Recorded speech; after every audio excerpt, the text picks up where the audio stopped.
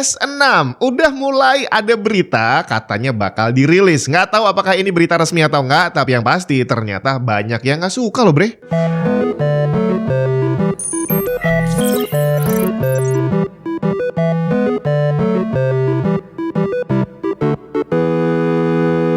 Awal tahun 2024 lalu, Vice President Sony Naomi Matsuoka mengatakan bahwa PS5 sudah memasuki fase akhir kehidupannya. Memang belum disebutkan bahwa PS6 sudah mulai dikembangkan atau gimana gitu ya, tapi rumornya PS6 ini akan dirilis tahun 2027. Cuma tadi, banyak fansnya Sony sendiri yang ternyata nggak suka dengan berita ini bre. Ada yang bilang terlalu cepat, ada yang bilang lagi bukannya bikin game banyak-banyak malah bikin konsol baru lagi. Dan ada juga yang bilang bahwa PS5 jadi semacam konsol yang terbuang sia-sia karena potensinya belum sempat dimanfaatkan sepenuhnya. Bahkan nggak bisa dipungkiri, banyak yang belum sempat punya PS5 karena harganya masih mahal.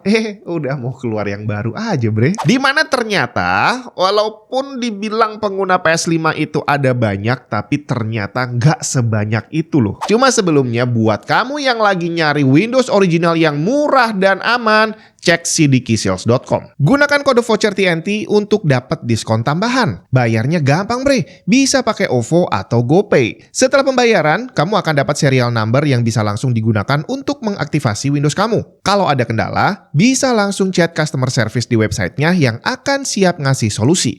Mau cari game atau software original lain juga ada di sana. Selengkapnya cek link di bawah. Per 31 Maret 2024 kemarin, Sony bilang ada 118 juta pengguna aktif PlayStation Network. Tapi penjualan PS5 sampai tanggal tersebut baru sekitar 59 juta unit aja. Artinya, lebih dari setengah pengguna PlayStation Network masih pakai PS4, bahkan mungkin PS3. Sebagai pembanding, di kurun waktu yang sama, tahun 2017, 4 tahun setelah rilis, Sony berhasil menjual lebih dari 60 juta unit PS4. Sedikit lebih banyak dibandingin PS5.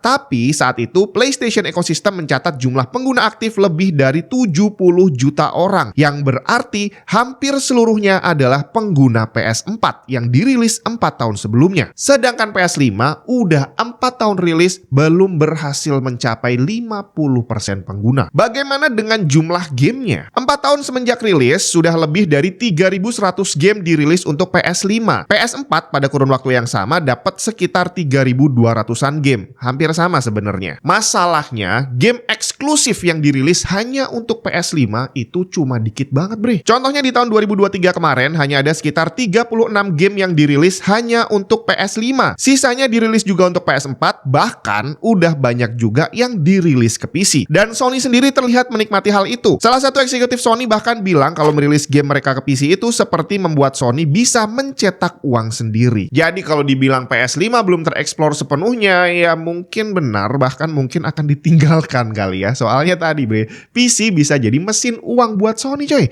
Dan gamer PC juga akhirnya yang sebelumnya kalau punya PC dan pengen main gamenya PS harus beli PS karena eksklusif di sana. Sekarang karena udah banyak yang dirilis ke PC, ya udah ngapain beli dua gitu kan. Tinggal tungguin aja, toh pada waktunya akan dirilis juga ke PC. Masalah berikutnya yang dihadapi sama PS5 dan mungkin seterusnya nanti adalah bahwa mereka mulai menjual power bre, menjual spek dan menjual performance untuk diadu sama PC.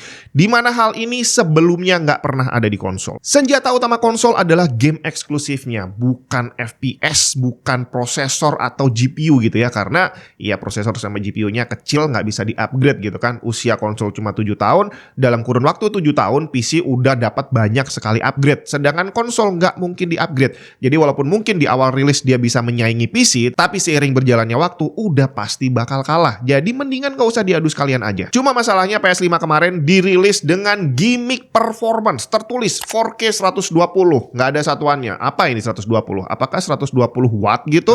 Soalnya kalau 120 FPS jelas nggak mungkin bre. Untuk game AAA yang grafisnya bagus, boro-boro 4K 120 bisa jalan full HD 60 aja udah bagus kali ya. Kalau pengen 4K 120 bisa sih main Tetris sama Pac-Man gitu. Selain itu game eksklusif mereka yang dirilis ke PC itu bukan hanya sekedar dirilis, tapi dirilis dengan kualitas yang lebih bagus loh. Kita ambil contoh God of War. Setting original bawaan PS ternyata hanya medium bre. Di PC kita dikasih pilihan 2 setting grafis lagi di atasnya, high dan ultra. Belum lagi fitur upscale yang juga bisa diatur dengan sangat fleksibel. Terdengar lebih ribet? Enggak sih ya, soalnya pengguna PC sudah terbiasa dengan itu. Selain itu, dalam dunia PC, semakin mahal barangnya memang semakin ribet settingnya. Kamu beli motherboard yang mahal sekali, itu setting BIOSnya jauh lebih rumit dibandingin motherboard yang murah, bre. Jadi artinya, kalau ada yang rumit di dalam PC, itu adalah bawaan dari barangnya yang memang semakin bagus. Jadi bukan hanya konsolnya yang kalah bersaing dengan PC secara performance, bahkan gamenya pun kalah bersaing dengan versi PC-nya. Ini adalah kesalahan pertama di mana mereka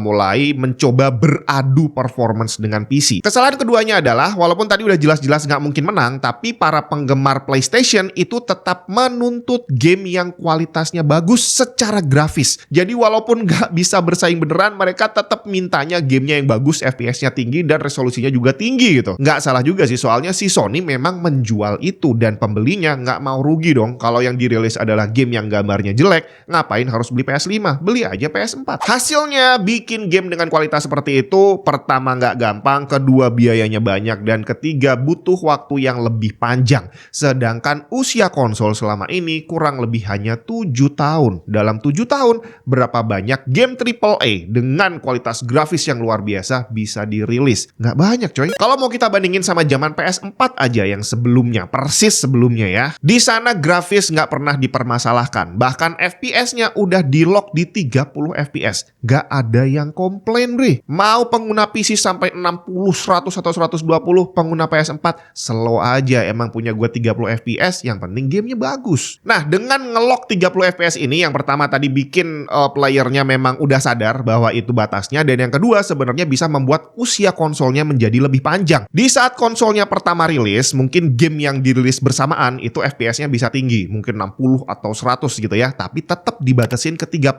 Artinya penggunanya sudah terbiasa dengan 30 FPS. Nanti tahun depan, 2 tahun kemudian, 3 tahun kemudian, di saat game sudah semakin canggih dan nggak bisa FPS-nya 60 atau 100, ya tinggal diturunin aja settingnya, diturunin lagi sampai jadi 30. Jadi akhirnya usia konsolnya akan bisa lebih panjang dengan mengatur grafis nggak perlu terlalu tinggi. Toh usernya nggak menuntut itu. Sedangkan PS5 beda. Dari sejak awal rilis, tuntutannya adalah resolusi setinggi mungkin dengan FPS setinggi mungkin. Dan ini ya bakal jadi terbatas banget karena udah dimentokin aja nggak bisa mencapai angka yang diinginkan.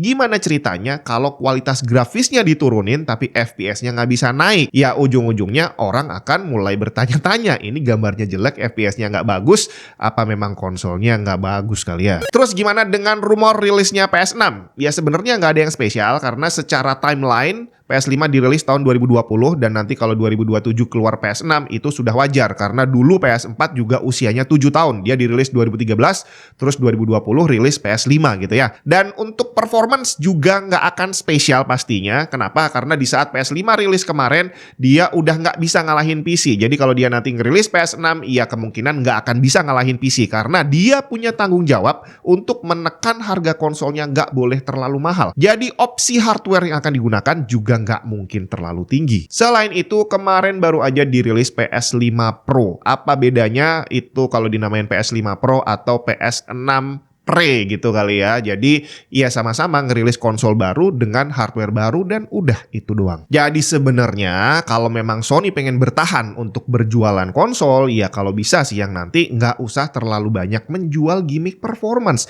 Jual aja game eksklusifnya dan kalau bisa nggak usah dirilis ke PC. Tapi ya gimana ya, PC kan gudang uang juga buat Sony.